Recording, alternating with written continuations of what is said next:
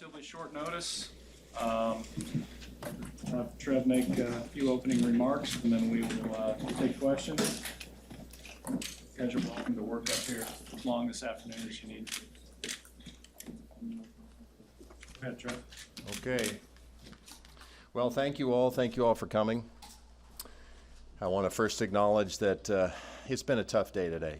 And it's been a tough day for a lot of us. Obviously, it's been a tough day for Coach Frost and our coaching staff and our players. I also want to say that this is a day that I'd hoped would never come. And I want to thank Coach Frost. I had the opportunity to get to know Scott a little bit and have really come to appreciate him. Scott worked really hard here. Scott loves Nebraska. He'll always be a Husker. He's a Nebraskan, and he worked really, really hard here. He really wanted this thing to work. And I can tell you that I really wanted this thing to work. Our donors wanted it to work. Everybody wanted it to work. And so, in a way, it's unfortunate and sad that we're here today. So I want to thank Scott. I also want to thank Mickey Joseph for taking on this role. I felt like there's 9 games left in the season, and I think we owed it to the players, we owe it to our fans, to give these players an opportunity these last 9 games. We've got good players on this football team, and so having a different voice and having some new energy and enthusiasm, I'm hoping can make a difference for this team. And then third and finally, I think at the end of the day, there has to be accountability. When you run a professional organization that has high standards, accountability has to matter. And Scott and I talked about this very clearly. 16-31 obviously was not at a level that was acceptable to us. So I met with Scott this morning at 11 o'clock. I'll just kind of walk you through the process of the day. I met with Scott at 11 o'clock and informed him. I want you to know that Scott was extremely collegial and he understood. I wasn't surprised because I know how much Scott loves this place. And I think that's really important. We then both had an opportunity to go down and meet with the team. We sent an email to our team. Most of the team was here, so we got to meet with our team. And Scott was with me, and I thanked the team, and I thanked Scott in front of the team for all of his hard work. I think the team really cares about Scott, and I know Scott really cares about the team. I then gave Scott an opportunity to spend time himself with the team. And so we all left, and Scott spent time with the team, and those conversations will remain with the team and Scott. And then finally, I invited Mickey Joseph, and Mickey came in about 11:45 and spoke to the team and walked them through some of the changes that he envisioned. I communicated to Mickey that Mickey's the head coach. I won't meddle in Mickey's decision-making process. I encouraged Mickey to be the head coach and make decisions as the head coach. And so he'll ultimately have an opportunity probably with all of you to explain. I think there will be some changes. He explained some of the changes with the team. There'll be some structural changes and things that I think Mickey believes in, which will be good going forward. He can explain all that to you. Just want to tell you a little bit about the process going forward, and we'll open it up to questions. Obviously, we're going to do a national search. We're going to engage some third-party help, mostly for logistics and other things. I want you to know as well, and I would encourage our fans and everyone to recognize there will be a lot of rumors out there. There's going to be a lot of innuendo. I want you to know that these sort of decisions and processes are not made in a silo. I have a lot of great mentors and friends that we'll be working with.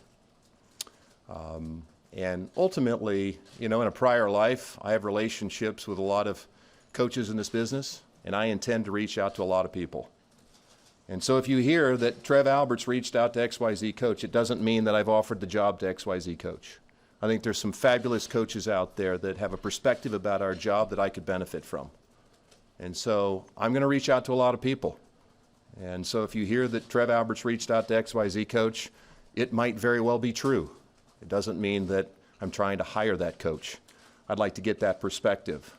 I'd like to get a perspective of a coach who isn't here right now about our job and what the uniqueness is and the needs and those sorts of things. So just want to be clear about that process. Obviously, there's been some changes in college football with the early signing date and transfer portal. There are considerations as we go forward as well. But most importantly, I'm going to do everything I possibly can, like I think we did for Scott, to support Mickey Joseph and the staff as best we possibly can. It's a group of young men that they're hurting. And, you know, they care deeply about this place. And so we're going to do everything we can to support them and help them. They've got 9 games left. We've got a great opportunity this weekend against Oklahoma. And so we're going to support them as best we can going forward. All right, I guess we'll open it up from comments and questions here. Why now as opposed to October or the end of the season? It's a good question. It's a fair question, Annie. It's, you know, at this point, I just felt like, as I mentioned earlier, we owed it to the players, you know, to give them a different voice, perhaps slightly different vision, give them some confidence, an opportunity. We've got 9 games. We've got seniors on this team that have invested a lot for a long time. And I know how disruptive these changes are. You're not just affecting the player's life, you're affecting all the coaches and their family, and I understand that. But we needed to do something. We needed to inject something into this team to give them the confidence and hopefully help them compete. Nothing would please me more than to see a pretty significant change and help this team get over the hump and win some games. The buyout was supposed to drop in half on October 1st. How did you handle that? Was there a negotiated settlement? Or does Scott get the $15 million? There's no negotiated settlement. The University of Nebraska has a long history of living up to what we've agreed to. And so the contract is what the contract is. And of course, the university will comply as we always do. Did you have to summon any outside help from boosters to? I won't get into any discussions about outside boosters or any of that sort of thing. But Trev, when did you actually make the decision? Last night? yeah, I think last night, not a lot of slept, didn't sleep a lot, Andy, and a lot of us didn't. But, some real concern throughout the first couple games and, wanted this thing to work, wanted to give a little extra time. And I think last night and then through the night and then into this morning, I really felt like, we needed to make a change. If they won, would that have changed? Like if they get a stop? I don't know, Sam. I mean, I don't want to get into the what ifs if they stopped here on 3rd down or got this. I mean, I don't think that's really healthy. We are where we are. We're 16-31, and I want to give this group of players an opportunity to have a different voice to try to win some games this year. Do you have a short list of coaches you're considering at this point? Or you just start with a very broad? Well, Steve, I want to first say, first of all, we have not engaged in any third-party folks. I have not talked to any agents of any football coaches. We were all in to help Scott be successful. Everybody wanted Scott to be successful, and I believe Scott wanted Scott to be successful as well. So, listen, yeah, anybody in my position has a group of folks that they admire. At the end of the day, for us, we need to, get some clear definitions about what those coaching qualities look like. What is our unique culture need in terms of coaching, and ultimately, what is our culture going to be as a team? So, yeah, there's a group of people that I'm well aware of and interested in, would like to talk to, and we'll go through that as we move forward. But right now, in the immediacy, Steve, we've got an opportunity to support the team as they move forward. What chance does Mickey Joseph have to earn the job on the team? Well, I met with Mickey, and I told him, we were going to do a national search, and so we'll continue to do a national search, and we'll see how the season unfolds. But I think we have an opportunity, to hire an outstanding coach that can lead our program, and I'd love to see Mickey, grow into that, and we'll just see where it goes. But again, we'll do a national search, and if at that point, Mickey is an obvious candidate, he'll be part of that conversation as well. Trev, where do you, I guess, what kind of expectations do you have for the program now? I mean, what do you think the ceiling is, and where would you like the team to go from here? Well, I won't get into specific, ceilings or where to go. Listen, we've said all along, I'd just love to see this team continue to grow, compete, make progress, have a team that represents the values of Nebraskans, be tough, win the line of scrimmage, do the fundamental things that teams need to do to win games, and I think we can get there. We We'll stop talking about championships or stop talking about things we used to do. We'll just get really process-oriented, detail-oriented, and ultimately when you start doing those fundamental championship habits type things, as I think about them, those types of wins and things follow. But we need to stop focusing on that. We need to start focusing on those small fundamental things that ultimately lead to those types of things. And so those are the things we'll do. What are 3 or 4 qualities that you really want in a good head coach? You've hired many head coaches at other places. Talking intangibles, not necessarily resume things. Sam, I've always believed that, great coaches are people of character. I think they're people managers. They're culture builders. I think they're grinders. A lot of the great ones don't have a whole lot of hobbies. It's all they know,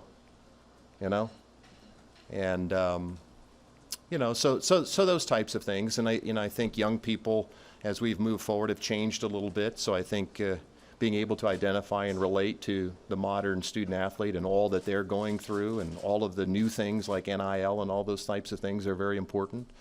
But the basic fundamentals of authentic leadership, is this somebody that the players are willing to follow? It's just basic types of leadership things that are really, really important to me. And I like people who hate to lose. I like people who hate to lose more than they enjoy winning. And I got to be really careful when I say those things because I certainly don't mean to infer and imply that our previous coach didn't have those things. And I want to be very clear about that. That's not fair to Scott. What I'm saying is that's what I have found. No matter if it's a football coach, basketball coach, or a volleyball coach, there's some very core and key fundamental characteristics that help to define each of them.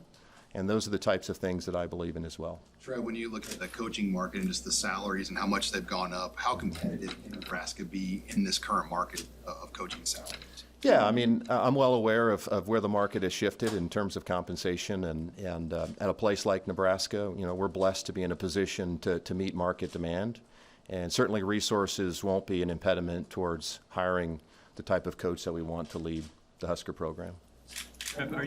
What about mixed are you that this didn't? Andy, I hadn't put a lot of thought into that, Andy, but I thought it would work. And listen, we all have short memories, but Scott Frost was among the absolute leaders in that cycle of coaching. And Scott's a good football coach. Scott's going to go on and be a successful coach. I told him that this morning, and he agreed. Scott's a good football coach, and the right situation for him will emerge, and I think he'll be very successful. I was determined to work with him. And try to balance, Andy, that very delicate balance of not meddling, because it's the last thing I think administration should do, is start dictating to coaches how they operate their deal, but be supportive. And but it is what it is. It didn't work, and that's why we're here today. What are some of the specific qualities that he has that made him right for this role? Well, Mickey's an energetic guy. Some of you have interacted with him already. He's pretty black and white, and I was in there when he talked to the team, and he, I think, sees this as a real opportunity for him as well, professionally, and all of you will get a chance to talk to Mickey. I think he has an infectious personality. I think that's important. He's been some places. So I think that benefits him. I think he has some different feelings about structure and approach and how he'll handle practice and some different things. So there'll be some immediate, fairly significant changes into his approach. And he had a very poignant conversation with the team today that I thought they took very well. And at the same time, I think, like Scott, Mickey will love them and seek to serve them. This being a unique program, what sort of qualities do you look for in a person to run this kind of program? From that specific slant of it, with just the intense interest and all that. Well, I don't know if there's anything specific to, how magnified the role is. I certainly think it has to be somebody that has a servant leadership mentality, that's here to serve young people, that perhaps sees a picture bigger than than themselves, if you will. But I don't think anything specific. I mean, every single job in college football has challenges. This job has advantages to other jobs, and it has some disadvantages. It's the same thing with every job in college football. We have 1.8 million people in this state. That's not going to change. But we got some built-in advantages here. So we need to play to our strengths and build on those, right? And so the right kind of coach, I think, sees this as an opportunity to rebuild and build something special here. Why don't you think it worked? I mean, you've been here now for however many games, 15 games. Why do you think Nebraska was 4-11 in those games? Sam, I don't know. And, and I'm not trying to be flippant with you. If I knew, we would have made some changes. I don't know the answer to that question. Did you see something in cross coaching stuff, whether in practice or in games, that disappointed you or frustrated you? I could spend a lot of time. I don't want to spend a lot of time going backwards and looking at and evaluating Scott, only because I think at this point it's a little unfair to Scott. We've moved on. Certainly there's things that you observe and you'd see and you'd say, well, maybe I'd do something different. We would have conversations. But at the end of the day, Scott Frost was the head coach. And I promise you, Scott made decisions that he thought were in the best interest of the University of Nebraska. They were genuine. He believed that in his heart, okay? And so that's really important. I don't want to spend a lot of time evaluating Scott's performance over the last 5 years. I think, at the end of the day, Scott's no longer the head coach here, and we'll move on and look forward to, I think you'll see some of those changes and you'll get to talk to Coach Joseph about that. But mostly I just want to salute Scott, and, he'll always be a Husker, and he's from the great state of Nebraska and always be welcome here, and we want to support him in that role. Other questions for Trev? What's the, when you talk about timeline, you ideally want to have a coach in place, whether it's Mickey or it's someone else, right after the season? Or how long is that you envision that taking? Well, I do think there's some benefits in terms of making the decision when we've made it. I think this gives us an opportunity to really, do the necessary work. We need to dive into a real process and a detail-oriented process that talks to a lot of people. And that's why I mentioned earlier, you're going to hear about a lot of names. That's good. That means we're going to talk to a lot of people because we're going to clearly define what our values are, and we're not going to hire coaches who don't believe in what we believe in, Sam. And so we need to take as long as it takes to find the right leader. So is there an ideal timeline? Sure. I mean, you could naturally look at some of these timelines, early signing date, and say it'd be really nice to be able to get the person in place by then because it would allow us to do that. But we won't make decisions or rush things just to get a coach hired. We're also not going to try to win the press conference. All right? At the end of the day, we need to hire the right leader and the right fit. And that's a really important thing here as well. Will you talk to the recruits at all? Or we have a chance to visit with the recruits, or we let the coaches just kind of handle that from here on out? I'll do whatever Mickey asks me to do. I really enjoy talking to the recruits, prospective recruits. You've probably seen me out on the field, and I really enjoy talking to those young men. I will do anything I possibly can to be supportive of the football coaching staff, but I will not get in the way. And so ultimately, what I would do with Scott is every time we talked, I'd ask, how can I help? Am I doing anything that's counterproductive? I'll do the same thing with Mickey. What can I do to help? I want him to be successful because ultimately that means our young men are being successful. So I'll do whatever Mickey and the staff ask me to do. Trev, for you personally, do you feel like the hiring of this next coach will define your tenure as Nebraska's athletic director? No, I think you guys will probably define my tenure. That's how it works. But no, I don't think about those kinds of things. I'm no different than Scott. I love the University of Nebraska, and like I said earlier, I'd really hoped that the day I got introduced here as the athletic director, that I'd never have to be doing this. I really thought that I could work with Scott, and that's what everybody wanted. So we'll do the right things. We'll do the best that we can.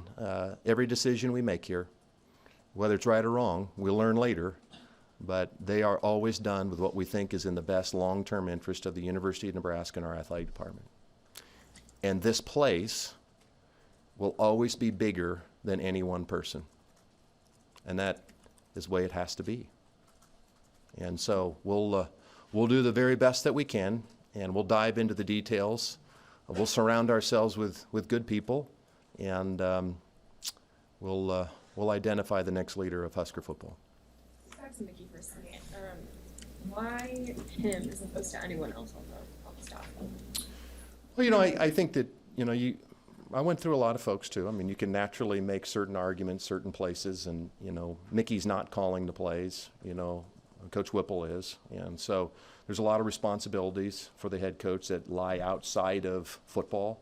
You can only imagine with, Fox coming this weekend, and, we need to have Coach Whipple focused on game planning and play calling all week, and obviously defensively we've got some fairly significant adjustments to make, and so Chins has got to be really focused there. And so, I think that Mickey, his personality, his energy and enthusiasm, I think, and we need a different voice, right? We need to provide hope for these young men. I mean, you've got a lot of young men in that locker room that at the end of the day, football's a tough sport. You have to force yourself to do things you don't want to do physically. And so having somebody that can pull that out of you and motivate you to do that, and in my observations of Coach Joseph, I think he has some of those attributes, and I'd like to see him function in that role. Anything else? Was there anyone else relieved of their duties today, or was it just Coach Frost? Just Coach Frost. Now again, Mickey Joseph is the head coach, and if he chooses to make some of those additional changes, we will support those changes as well. But I am not aware of any of those that he anticipates at this time. Thank you.